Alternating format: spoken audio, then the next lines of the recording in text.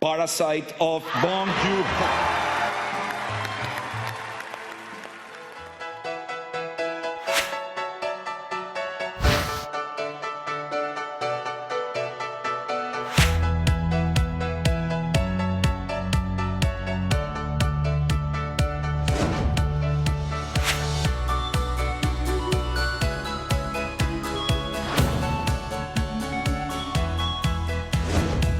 기생충이란 영화는 되게 큰 영화적인 모험이었어요.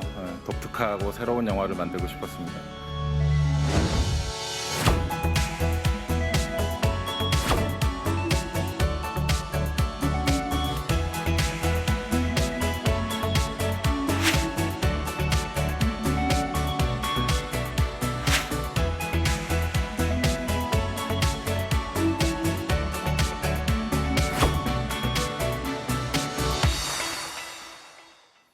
네, 칸 영화제 현재 세계 최고 권위의 영화제로 평가받고 있죠. 박찬욱 감독이 올드보이로 심사위원 대상을 받았고 이창동 감독이 시로 각본상을 받았던 바로 그 영화제인데 봉준호 감독의 영화 기생충이 최고상인 황금종려상을 받았습니다. 반가운 일입니다. 100주년을 맞는 한국 영화에게도 큰 선물이 됐습니다. 최강희 영화평론가 모셨습니다. 어서 오십시오. 네, 안녕하세요. 반갑습니다.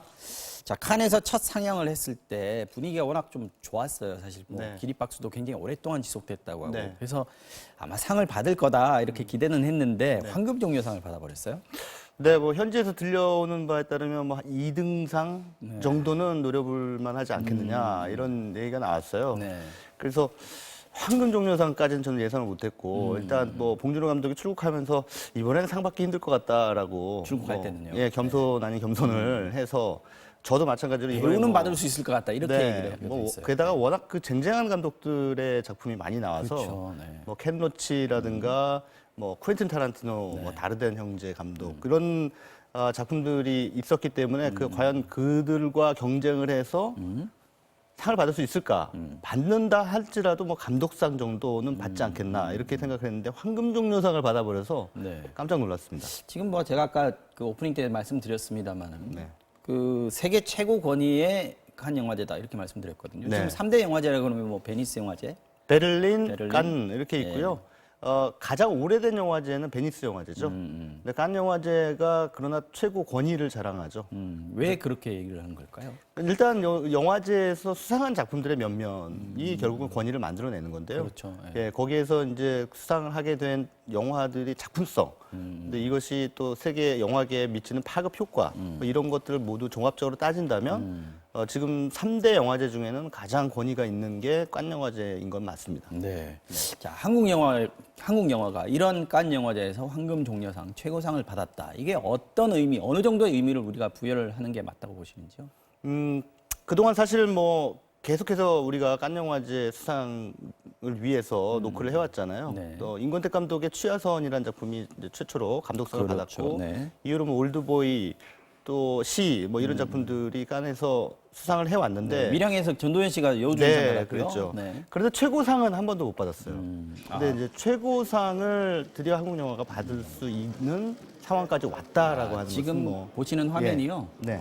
지금 인천공항인 것 같습니다. 실시간 화면이네요. 지금 봉준호 감독하고 네. 송강호 배우가 전체에서도 함께 처음이기 입국장으로 때문에. 들어오는 모습입니다. 네. 잠깐 특히 더 볼까요? 기쁜 일이 아닌가 인터뷰가 싶고요. 나와요. 그렇죠. 뭐 그 여러분들의 그 성원과 사랑이 이 오늘의 이 결과를 만들었지 않나 그렇게 생각이 들고 끊임없이 한국 영화에 대한 관심과 애정이 여러분들이 보여주셨기 때문에 가능했던 일이라고 생각합니다. 예, 여러분. 올해가 한국 영화 100주년인데 많은 한국 팬분들이 같이 응원을 해주셨어요. 한국 팬분들한테 좀 말씀을 해주신다면. 봉준호 감독도 마찬가지겠지만 한국 영화에 대한 그 열광 같은 어떤 여러분들의 사랑이 오늘의 결과를 만들었다고 생각합니다. 네, 대단히 감사합니다. 그 폐막식 파티 때 이제 심사위원분들하고 얘기 나눴었는데 그분들도 이제 한국 영화 100주년인 건 모르고 계셨는데 제가 그 얘기 해드렸더니 되게 기뻐하시더라고요. 그래서 아마 칸 영화제에서 이번 한국 영화 100주년 선물을 큰 선물을 이 한국 영화계에 준 것이 아닌가. 굳이 의미를 따지자면 그런 것 같더라고요. 예. 여러 해외 매체의 평 가운데 이제 그 감독님 본인 자체가 하나의 장르가 됐다는 평까지 나왔지 않습니까? 이 얘기 들으셨을 때 좀 어떠셨습니까? 가장 듣고 싶었던 어떤 말이었달까요? 제가 되게 기뻤고요. 수상한 것만큼이나 그 문장 한 줄이 되게 기뻤었습니다. 네, 봉준호 감독 지금 귀국하는 모습 보셨고요. 뭐 개인적으로도 상당히 큰 영광 아니겠습니까? 12살 때 영화 감독 되겠다라고 얘기했다는데 네. 봉준호 감독이 가장 감동적인 칸 영화제에서 가장 감동적인 얘기가 봉준호 장르라는 부분이었다 그래요. 네. 봉준호 감독 장르라는 게 뭘까요? 봉준호 감독의 영화의 특징이나 색깔을 한마디로 정의하면 그 대중성 안에 사비판적인 메시지를 녹여내는 거죠. 네. 그래서 뭐 예전에 살인의 추억이라는 영화부터 그렇죠. 최근작인 이 영화 기생충, 그 전에 옥자라든가 설국열차까지 네.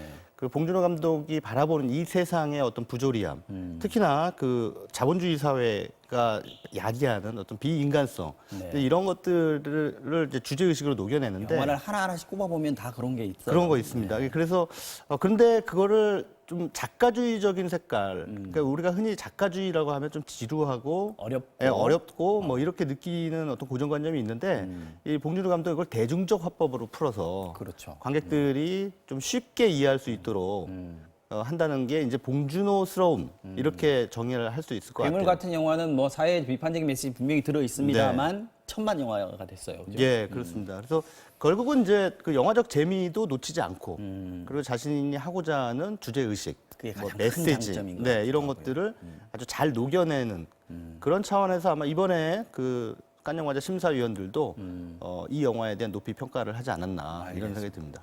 지금 뭐 송강호 배우가 계속해서 같은 일정을 소화했고요. 마지막 시상식에서도 함께 자리를 했었는데 이번 시상식에서 화제가 됐던 게 바로 봉준호 감독이 송강호 배우에게 이 배우의 소감을 꼭 듣고 싶다 이렇게 마이크를 넘기는 장면이 있었습니다. 잠시 보시겠습니다.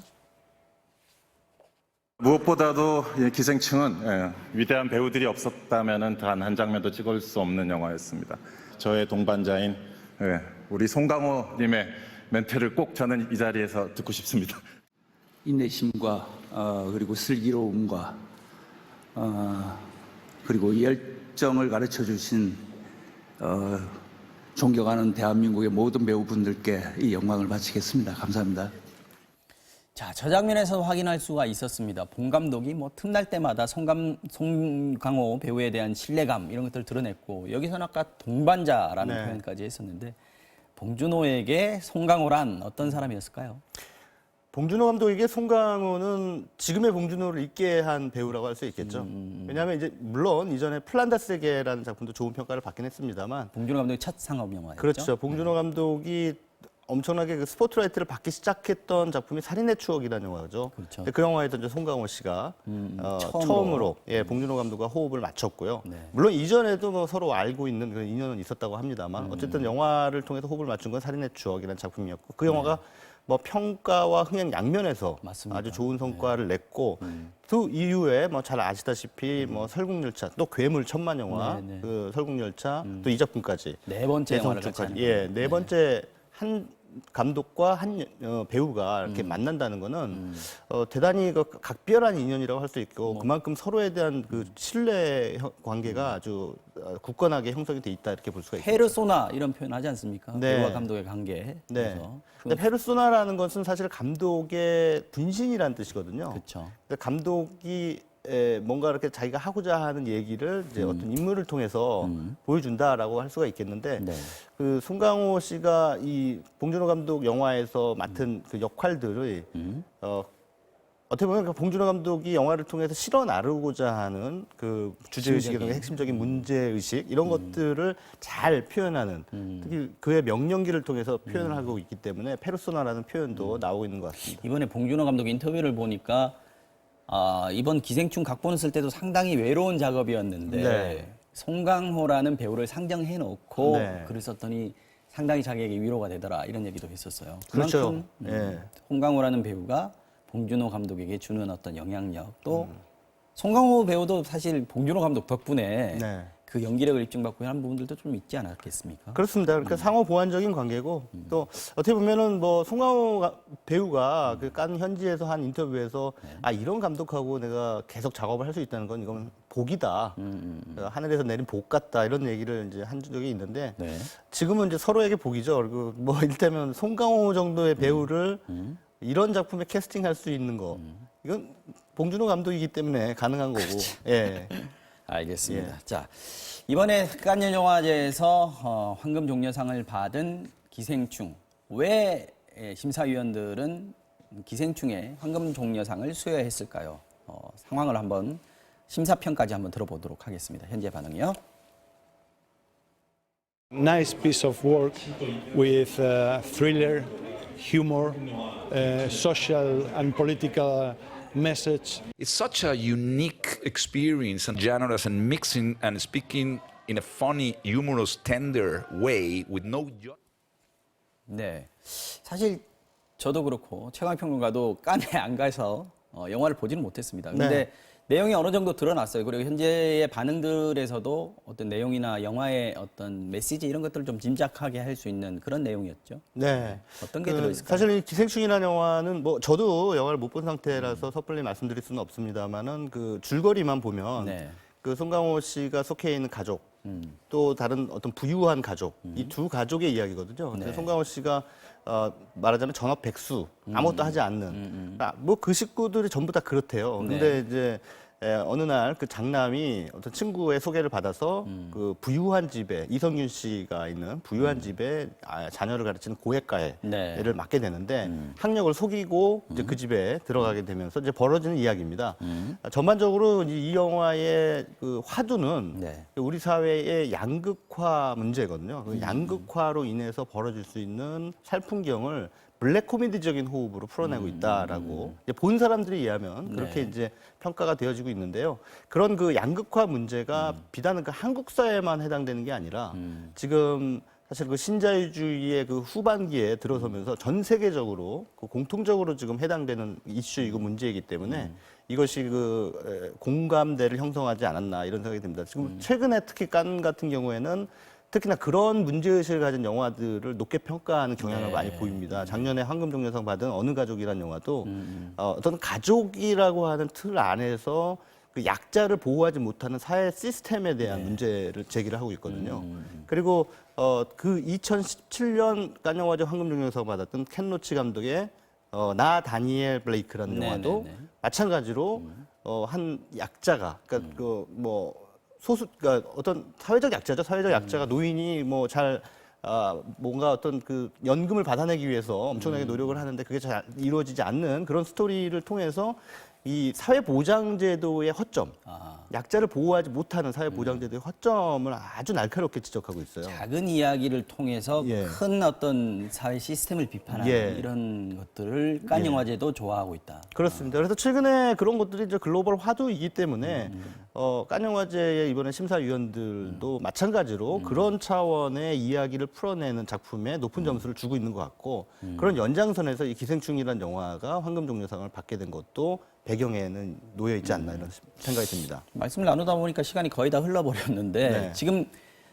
칸에서 상을 받을 수 있는 기생충이라는 영화가 나온 어떤 배경 네. 또 봉준호라는 감독이 탄생할 수 있었던 배경 아까 한국 영화 100주년 얘기를 했었는데 네. 어떤 한국 영화의 토대 이 부분도 얘기를 할 수는 있을 것 같아요. 네, 그렇습니다. 뭐 송강호 씨가 뭐 많은 관객분들이 한국 영화를 사랑해 주신 덕분이다라는 그런 말씀을 하셨는데 저는 그렇게 생각합니다. 1996년에 그 헌법재판소에서 그 검열에 대한 위헌 판결을 내린 게 결정적으로 한국 영화의 질적 도약을 만들어냈다고 검열이 보거든요. 없어졌다. 예, 검열이 없어지면서 지금 황금종려상 받은 봉준호 감독을 비롯해서 여러분들 잘 아시는 박찬욱, 이창동, 김기덕, 뭐 허진호 다양한 그 재능을 가진 감독들이 비슷한 시기에 나왔죠. 90년대 후반에 물밀듯이 충무로로 쏟아져 들어왔습니다. 근데 그런 사람들이 이전에는 볼 수 없었던 그 다른 차원의 한국 영화들을 만들어내기 시작했고 또 마침 멀티플렉스가 보편화되면서 관객들이 보편적으로 그러니까 아주 광범위하게 반응할 수 있는 사회적 환경이 만들어졌다는 거죠. 네. 이러면서 이제 한국 영화가 질적으로 도약을 했고 이번에 칸 영화제에서 황금종려상을 받을 수 있는 상황까지 이제 오게 된 것인데 네.